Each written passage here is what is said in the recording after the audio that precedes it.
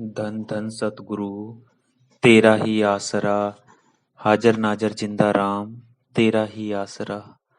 साध संगत जी, आज की ये जो साखी है, ये इस साखी में पूज्य मैनेजर साहब जी द्वारा फरमाए हुए वचन हैं, जो साध संगत जी आपको भी यहाँ सुनाता हूँ। साध संगत जी, जब मैं आज काम से अपने फारिग होकर घर आया और जब मैं रात को ये पूज्य मैनेजर साहब जी की लिखी हुई एक किताब है, उसमें ये बीच में से ही मैंने किताब खोली तो उसमें ये वचन निकले, जो आपको भी आज सुनाता हूँ। सुनकर बहुत अच्छा लगा और शायद आपको भी अच्छा लगे, तो आपको ये सुनाता हूँ। और इस साखी में ही अपने डेरे में महात्मा राजा जी रहा करते थे। डेरा बनने से पहले ही पूज्य महाराज जी के मैनेजर साहब जी के साथ ही डेरे आए। बड़ी भी उनकी बड़ी बड़ी कुर्बानी, जो भी महात्मा साथ आए, जगदीश महात्मा जी, राजा जी, पूरन जी, गुरदास जी, ये सब महात्मा, 4-5 महात्मा जो साथ आए थे, बड़ी इनकी कुर्बानी उस टाइम, जो मालिक ने इनसे सेवा ली, वाकई में काबिले तारीफ है वो। और कैसे कैसे दिन काटे, आज साथ संगत से बिल्कुल भी छिपी नहीं है वो बात। तो साथ संगत जी, ये बात जो महाराज जी ने लिखी है, ये आपको अब सुनाता हूँ। महाराज जी ने लिखा है, सब मजहबों और धर्मों का उद्देश्य मालिक के सच्चे प्रेम को प्राप्त करना है, जो केवल सच्चे संतों और सच्चे आशिकों की सोबत से ही प्राप्त होता है। संतों के चोला छोड़ने के बाद जिस स्थान पर उन्होंने भजन किया, सिमरन किया, जहाँ बैठकर मालिक को प्रकट करने का उपदेश दिया, उस जगह को लोग पूजने लग जाते हैं।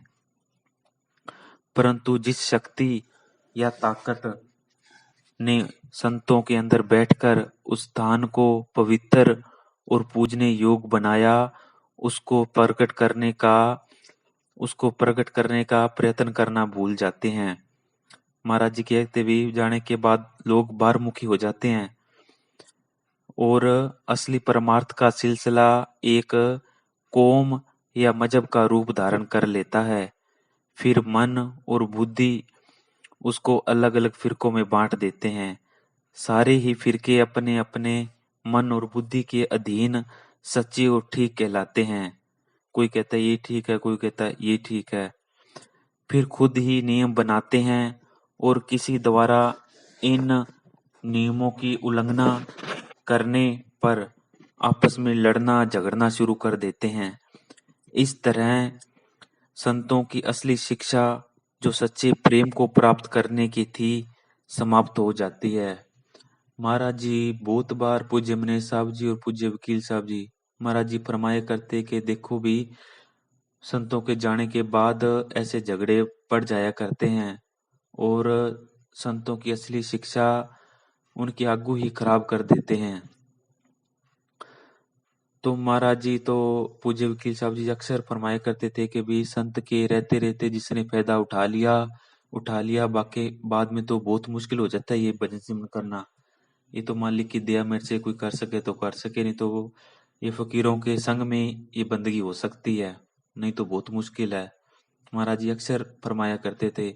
और महाराज जी आखिरी दिनों में ये भी फरमाते रहे कि सुनो भाई, एक कीमती बात बताते हैं आपको।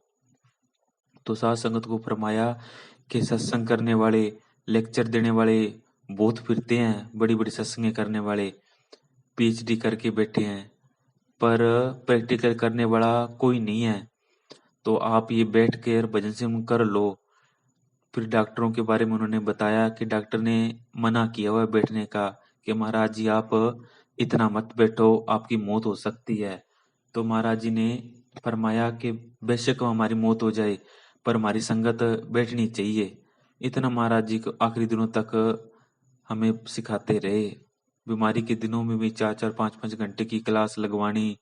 और वो तो कहते थे भी घर पे भी आप एक रूम रखो ऐसा, जिस पे लिखो रूहानियत का स्कूल, कि उसमें भी इतना टाइम हमने मालिक को देना ही देना है आखिरी तक। और पूज्य वकील साहब जी इतना प्रेम सबको देते थे, इतना प्रेम सबको देते थे, किसी से भी उन्होंने नफरत नहीं रखी, किसी से भी। नफरत क्या होती है मेरे को लगता है उनको नहीं पता था।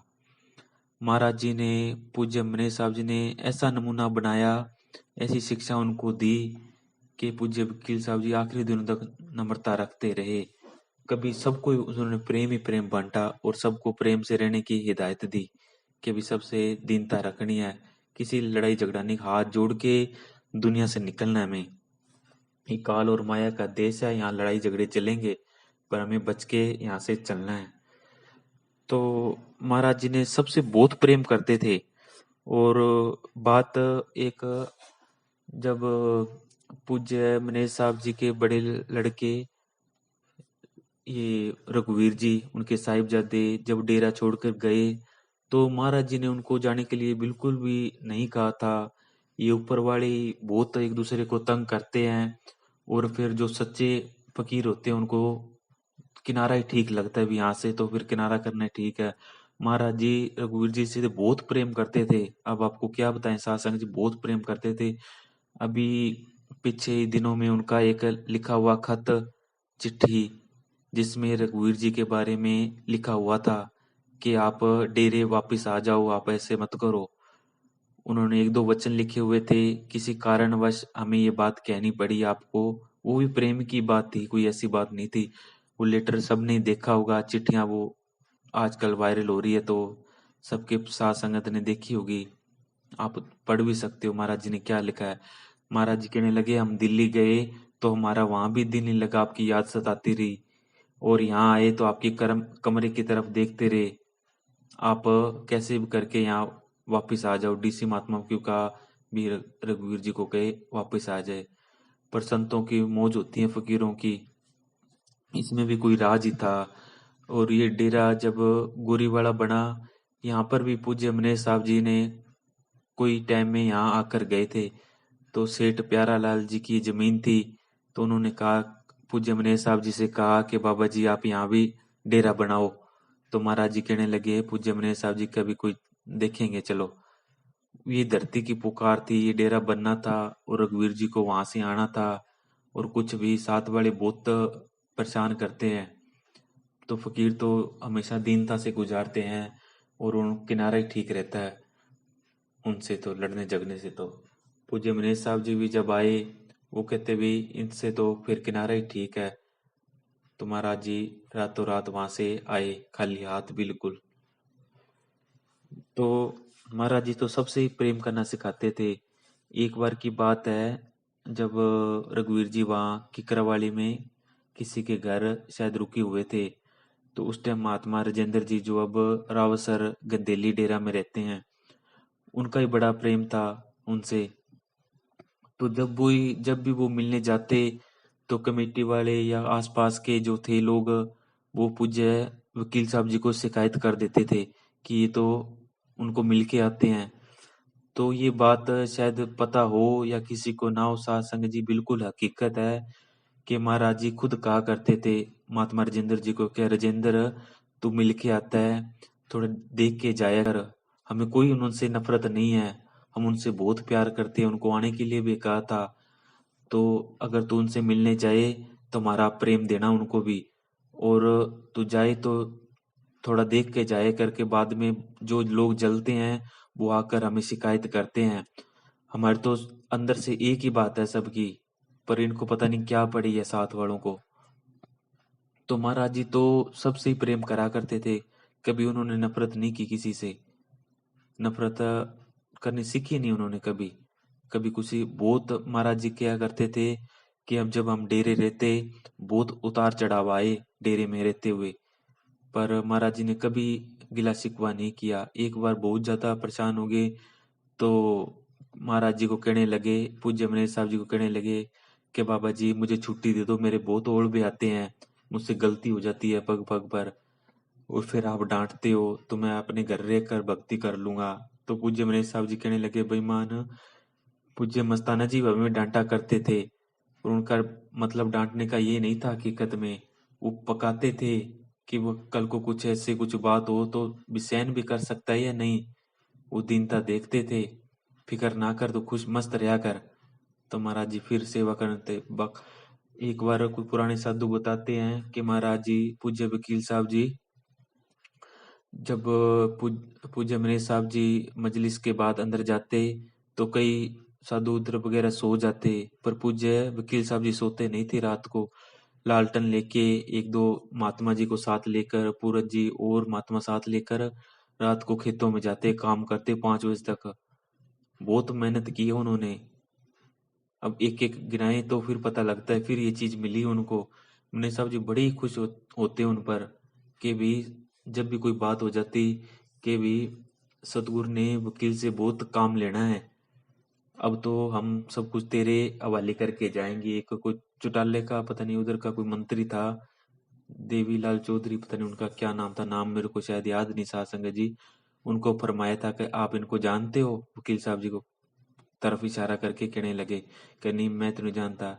के भी ये उनसे पूछने लगे वो देवीलाल जी के भी किसका लड़का है, तो उन्होंने बताया कि मैं अपने पिताजी का नाम बताया वकील साहब जी ने। कहा अच्छा उनका लड़का है। तो फिर मनीष साहब जी फरमाने लगे कि चौधरी जी हमें हमने तो डेरा बनाकर ये सब वकील के हवाले कर देना है। तो महाराज जी बड़े ही उन पर खुश थे।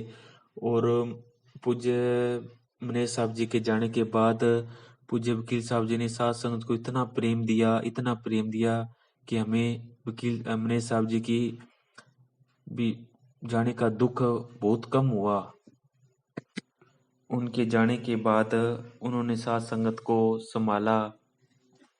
एक बार सचखंड में पूज्य वकील साहब जी मजलिस कर रहे थे, तो उन मजलिस में उन्होंने फरमाया कि हमें तो भी मनीष साहब जी का हुक्म करके गए हैं कि भी तू ऐसे नाम देना, हम संभाल करेंगे। और महाराज जी कह के गए कोई ब्यास से आए, कोई सच्चे सौदे से आए, कोई कहीं से भी आए, सबकी कदर करनी है आपने। तो हम तो उनका हुक्म निभा रहे हैं। महाराज जी इतनी दीनता रखते थे, सब कुछ जाने जान होके, दोनों जहां के मालिक होके इतने छुपे रहते थे।